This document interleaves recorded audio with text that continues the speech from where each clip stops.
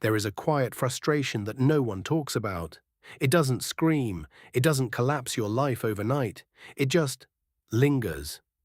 You wake up, you try again, you push forward, you apply, you wait, you hope, and nothing moves, not in a meaningful way.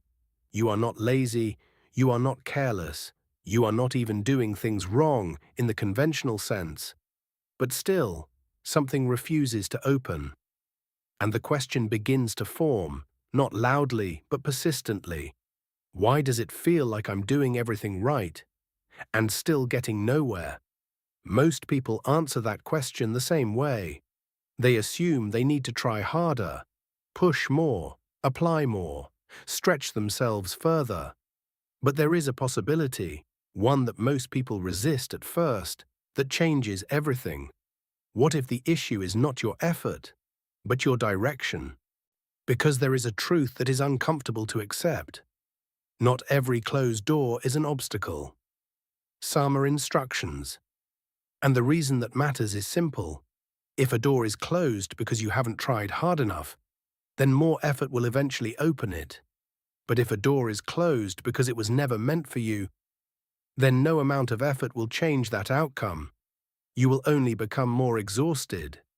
And that exhaustion, the kind you feel in your chest, not just your body, is often misdiagnosed. People call it burnout. But in many cases, it's something else entirely. It is the result of fighting a direction you were never meant to walk. Think about your recent attempts. The opportunities that almost worked. The interviews that felt promising, but ended in silence.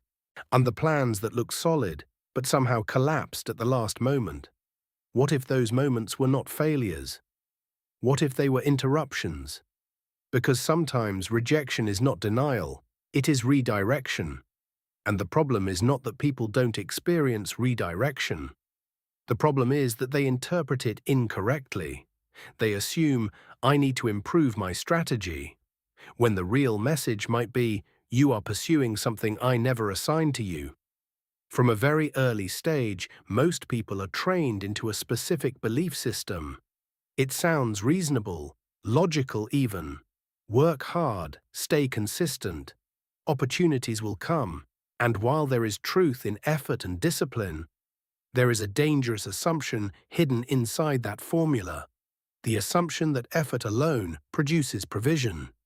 But look closely at the world. That assumption doesn't hold. Some of the hardest working people struggle the most. Some individuals exert enormous effort and remain stuck, while others, with less visible effort, move forward with unusual momentum. That inconsistency is not random. It reveals something deeper. There is another system operating beneath visible effort. A system most people are never taught to recognize. There are patterns in history that don't follow normal logic. A man is removed from everything familiar, his environment, his position, his stability. He is thrown into situations that appear to strip him of progress. Yet somehow, those very events position him for something greater. Not immediately, but inevitably. Another man faces a complete lack of resources during a time of crisis. No infrastructure, no visible supply chain, no logical means of survival.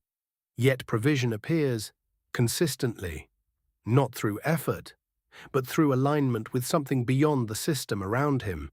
And then there are entire groups of people who exist for long periods without structured income, yet sustain themselves in ways that defy economic explanation. These are not isolated stories. They point to a different framework entirely. The reveal, but still controlled. At some point, you begin to realize something uncomfortable. What you have been chasing may not actually be your source, because there is a difference, one that most people never fully understand, between a source and a channel. A job can function as a channel. An opportunity can function as a channel. A connection can function as a channel. But none of these are the origin. And when you confuse the channel for the source, you begin to chase things that were never meant to sustain you. Psychological break. Why people stay stuck.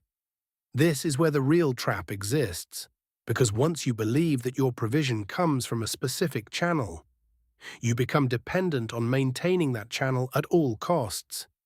You tolerate environments that drain you. You accept conditions that diminish your peace. You push yourself beyond healthy limits. All because you believe, if I lose this, I lose everything. But that belief is not just stressful, it is limiting, because it ties your entire life to something that was never meant to carry that weight. Spiritual shift, redefining source. There is another way to see it, and once you see it, it becomes difficult to go back. Provision does not originate from systems, it flows through them, and that distinction changes everything. Because if the source is independent of the system, then your outcome is not controlled by the system, which means closed doors no longer define your future. They only redirect your path. There is a moment recorded in Scripture where an experienced fisherman spends an entire night working. He knows the waters, he understands the patterns, he applies his skill, and produces nothing. Not little. Nothing. Then a simple instruction is given, not a strategy overhaul, not a complex plan, just a shift, a different placement.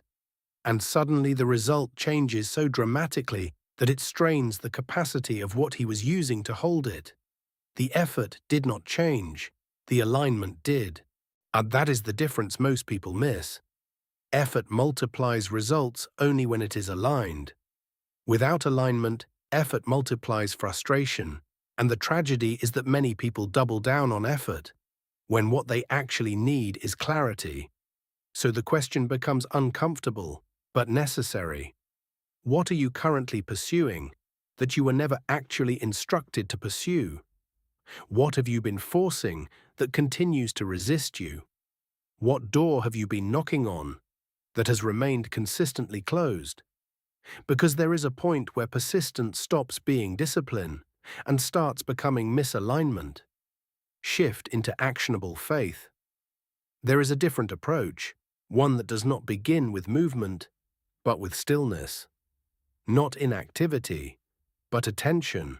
And instead of asking, where can I find the next opportunity?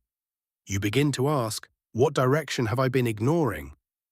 Because guidance often comes quietly, not as pressure, but as a persistent internal knowing. Something you postponed, something you dismissed, something that didn't make immediate logical sense, and yet, it stayed with you. Deep insight, why it feels risky. The reason most people ignore that direction is simple. It doesn't always look profitable at first. It doesn't always feel secure, and it rarely aligns with conventional expectations. But that is exactly why it matters. Because true alignment often contradicts visible logic, right before it produces visible results. Declaration section. Rebuilt, less preachy. There is a mental shift that has to happen here, not as a performance, but as a recalibration. You begin to replace one assumption with another. Instead of, my survival depends on this job, you begin to understand, my provision is not limited to this channel. That shift removes pressure, not responsibility, but pressure. And when pressure is removed, clarity becomes possible. Scripture integration. There is a line that captures this principle with unusual precision. The strongest creatures, the ones built for pursuit, still experience lack. But those who orient themselves toward something higher do not. Not because they exert less effort, but because they are sustained differently. 3-day principle, refined. Now here is where this becomes practical, not abstract. For the next 3 days, something simple, but deliberate, can be tested. A morning and evening. You take a single truth, not as repetition, but as alignment. You speak it, not as hope, but as agreement. And you observe, not just externally, but internally. Because what shifts first is not always your situation, it is your perception. And once perception shifts, behavior follows, then results.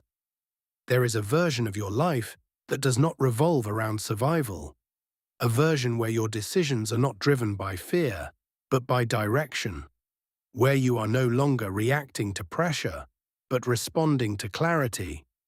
But that version does not begin with more effort. It begins with realignment, with the willingness to stop chasing what isn't opening and start listening for what is being indicated. Because at some point, you have to consider this possibility. You are not being delayed. You are being redirected, not abandoned, but repositioned. And the moment you stop forcing what was never meant to work, you create space for what was always meant to find you. If this shifted something in your thinking, don't rush past it. Sit with it. And if you understand what this means, even partially, write this.